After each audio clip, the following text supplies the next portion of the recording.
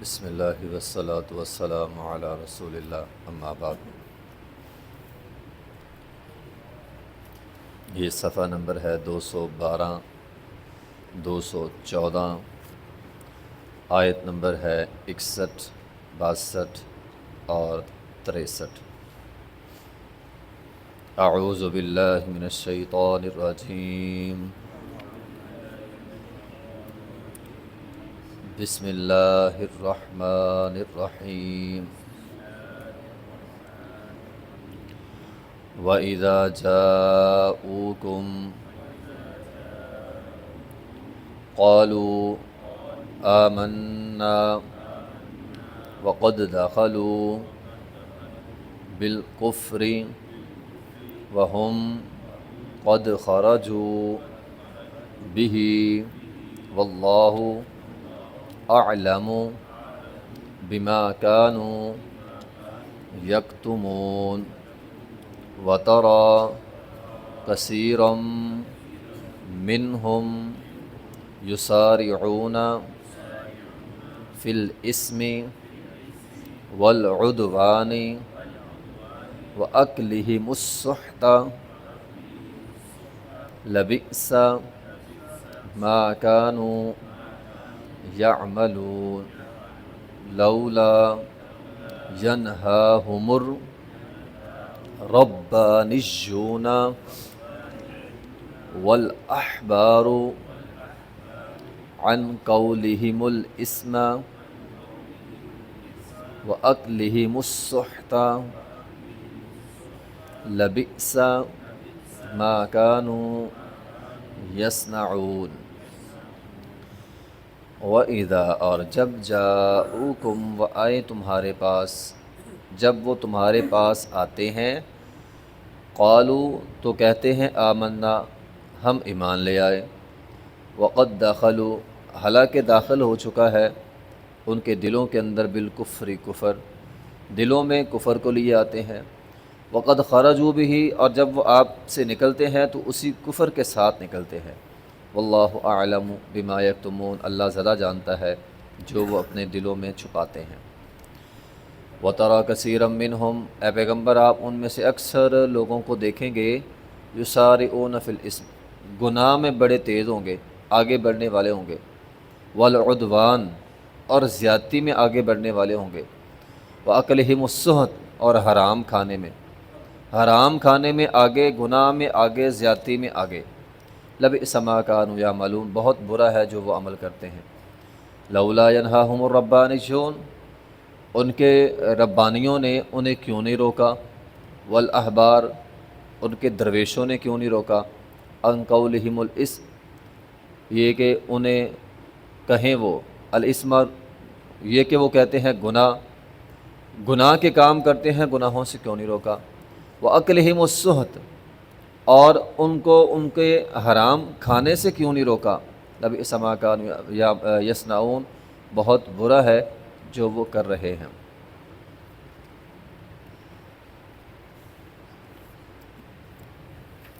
بات یہود کی اور یہود کے اندر چھپے منافقین کی ہو رہی ہے۔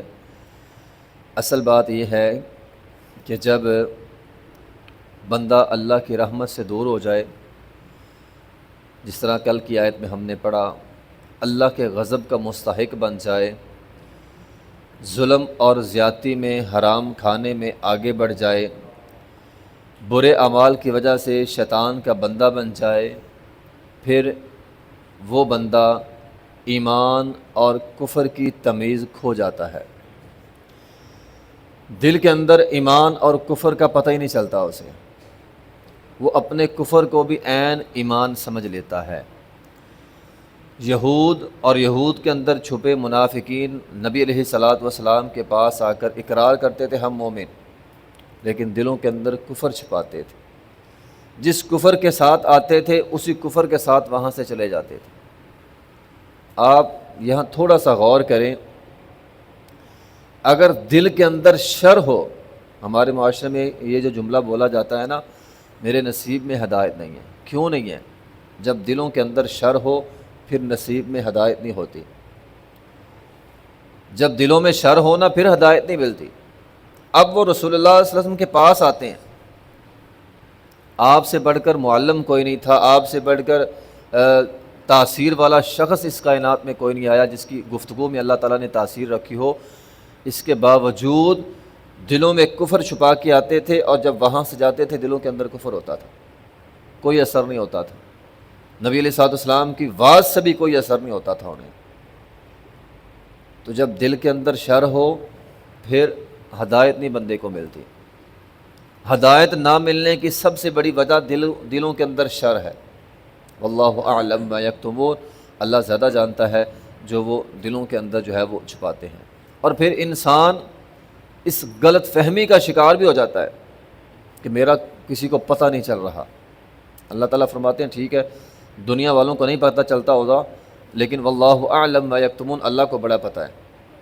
اللہ جانتا ہے جو تم دلوں میں چھپاتے ہو، اللہ کو سب پتہ ہے، دنیا داروں کو نہیں پتہ، اللہ کو پتہ ہے۔ وَتَرَى كَثِيرًا مِّنْهُمْ يُسَارِعُونَ فِي الْإِثْمِ وَالْعُدْوَانِ وَأَكْلِهِمُ السُّحْتَ، اے پیغمبر آپ دیکھیں گے ان میں سے اکثر لوگ یسارعون، آگے بڑھنا، ایک دوسرے سے آگے بڑھنا، بڑھ چڑھ کر حصہ لینا، کس میں؟ فی الاسم، گناہ میں، عام گناہ، اسم کہتے ہیں عام گناہ کو، کوئی بھی گناہ ہے اس کے اندر اس کو اسم کہتے ہیں۔ والعدوان، عدوان ایسے گناہ کو کہتے ہیں جس کا اثر لوگوں پر اثر لوگوں پہ آئے، بندہ کو ایسا کام کرتا ہے وہ لوگوں پر زیادتی ہوتی ہے، یعنی جس کے اندر زیادتی شامل ہو اس گناہ کو عدوان کہتے ہیں۔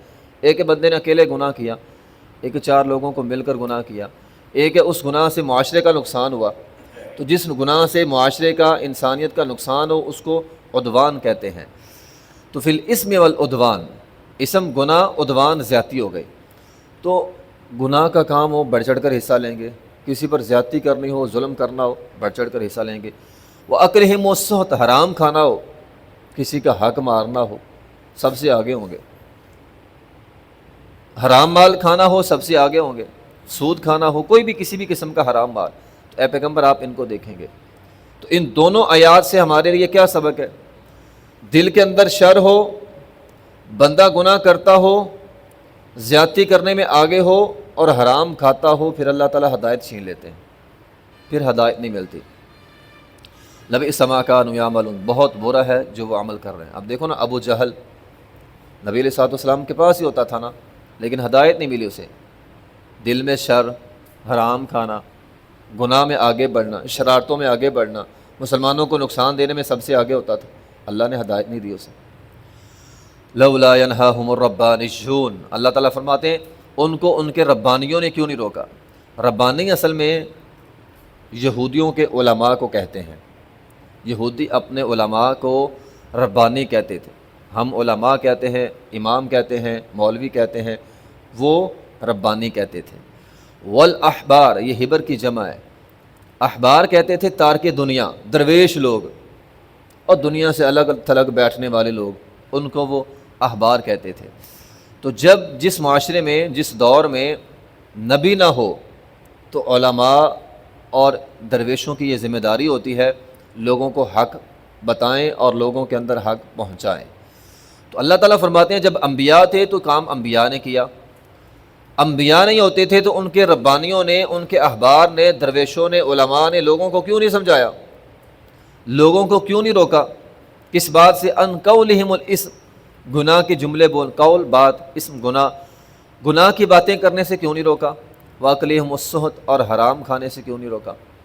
رسول اللہ صلی اللہ علیہ وسلم نے فرمایا بنی اسرائیل کے لوگ گناہ کرتے تھے، بنی اسرائیل کے لوگ گناہ کرتے تھے، ان کے علماء ان کو گناہوں سے روکتے تھے، پھر کیا ہوا؟ انہوں نے اپنے علماء کی باتیں نہیں مانی، حتیٰ کہ ان کے علماء، یہ ربانی اور احبار، ان کے علماء ان گناہ کرنے والوں کے ساتھ بیٹھنا شروع ہو گئے، چلو مل کر کرتے ہیں، پھر نہیں باز آنا تو ہم بھی تمہارے ساتھ ہیں۔ تو فرمایا اللہ تعالیٰ نے اس گناہ کی وجہ سے کہ سمجھانے والے بھی ساتھ بیٹھے ہوئے ہیں، بتانے والے بھی ساتھ بیٹھے ہوئے ہیں، اس دور کا جو دین کا علم تھا، تورات کا علم، وہ سیکھنے سکھانے والے بھی ساتھ بیٹھے ہوئے ہیں، تو اللہ تعالیٰ نے فرمایا، نبی علیہ الصلوۃ والسلام نے فرمایا اللہ تعالیٰ نے ان کے دلوں میں باہمی نفرت ڈال دی۔ جب نبی علیہ الصلوۃ والسلام یہ حدیث ارشاد فرما رہے تھے، آپ ٹیک لگا کر بیٹھے ہوئے، پھر آپ نے ٹیک چھوڑ دی، فرمایا اے صحابہ تم ایسے لوگوں سے بچ کر رہنا، قسم ہے اس ذات کی جس کے ہاتھ میں میری جان ہے، تم ایسے لوگوں کی مخالفت کرنا، تم نے یہ کام نہیں کرنے کہ گناہ کرنے سے روکو، اگر نہیں باز آتا تو ساتھ شامل ہو جاؤ، اللہ تمہارے دلوں میں نفرت ڈال دے گا۔ آج آپ دیکھ لیں امت مسلمہ کی یہی حالت ہے، یا تو سمجھانے والا کوئی نہیں، اگر ہے تو پھر وہ بھی گناہ گاروں میں شامل ہو کر بیٹھا ہوا ہے، وہ بھی کہتا کوئی بات نہیں، خیر ہے، میں کیا کروں۔ ایک حدیث میں ہے نبی علیہ الصلوۃ والسلام نے فرمایا جو شخص، ایک قوم ہے وہ گناہ کے کام کرتی ہے، ایک قوم کے لوگ گناہ کے کام کرتے ہیں، ایک ان میں سے روکنے والا ہے جس کو اللہ نے دین کی سمجھ دی ہے، وہ روکتا نہیں ہے۔ روکنے والے روک نہیں رہے، یا جن کی ذمہ داری ہے وہ روک نہیں رہے، گناہ کرنے والے گناہ کرنے، خاندان ہو سکتا ہے، ایک گھرانہ ہو سکتا ہے، گھر کا بڑا اس کی ذمہ داری ہے روکنے کی، خاندان کا کوئی بڑا ہے اس کی ذمہ داری ہے روکنے کی، علماء کی ذمہ داری ہے روکنے کی، جن کے پاس دین کا علم ہے ان کی ذمہ داری ہے روکنے کی۔ فرمایا روکنے والے روک سکتے ہیں لیکن روک نہیں رہے، مرنے سے پہلے اللہ ان کو عذاب سے دوچار ضرور کرے گا۔ تو یہ اللہ تعالیٰ کی طرف سے وعید ہوگی اگر روکنے والے نہ روکیں۔ تو اگر روکنے والے روک سکتے ہیں تو انہیں روکنا چاہیے۔ یہ جو جملہ ہے نا، ٹھیک ہے میں روک سکتا ہوں لیکن کیا کریں جی، کیا کریں؟ نہیں، اگر اللہ تعالیٰ نے طاقت دی ہے، تین آپشن ہے نا ہمارے پاس، یا تو ہاتھ سے روکیں، نہیں روک سکتے زبان سے روکیں، نہیں روک سکتے کم از کم دل سے برا سمجھیں، ان کے ساتھ جا کر نہ بیٹھیں۔ تو جس طرح حدیث میں ہم نے پڑھا تو یہود کیا کرتے تھے، روکتے تھے، نہیں روکتے تھے، ساتھ جا کر بیٹھ جاتے تھے۔ تو ساتھ بیٹھنا نہیں ہے، کم از کم دل کے اندر برا سمجھنا ہے۔ تو لولا ینہاہم الربانیون، ان کے علماء نے انہیں کیوں نہیں روکا، والاحبار، درویشوں نے کیوں نہیں روکا، ان قولہم الاسم، وہ ان قولہم الاسم یعنی گناہ کے جملے بولنے سے، واکلہم السحت، اور حرام کھانے سے، لبئس ما کانوا یصنعون، بہت برا ہے جو وہ عمل کر رہے ہیں۔ تو ان آیات میں ہمارے لیے سبق ہے، اللہ ہدایت کیوں نہیں دیتا جب دل کے اندر شر ہو، اللہ ہدایت کیوں نہیں دیتا جب گناہوں میں آگے بڑھ چڑھنے والا بندہ ہو، اللہ کی طرف سے ہدایت کب نہیں ملتی، جب ظلم اور زیادتی کرنے والا بندہ ہو، جب حرام کھانے والا بندہ ہو۔ یہ چار چیزیں یا ان چاروں میں سے کوئی ایک چیز جب انسان کے دل میں آ جائے، پھر اللہ تعالیٰ کی طرف سے ہدایت چھین لی جاتی ہے، پھر ہدایت نہیں ملتی۔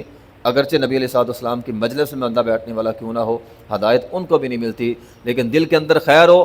یہودی بچہ تھا، نبی علیہ الصلوۃ والسلام اس کے پاس گئے، آپ نے واعظ کیا، وہ بچہ مرنے سے پہلے مسلمان ہو گیا۔ تو دل کے اندر خیر ہو اللہ ہدایت دیتا ہے، دلوں کے اندر اگر شر ہو پھر اللہ تعالیٰ کی طرف سے ہدایت نہیں ملتی۔ وآخر دعوانا الحمدللہ رب العالمین۔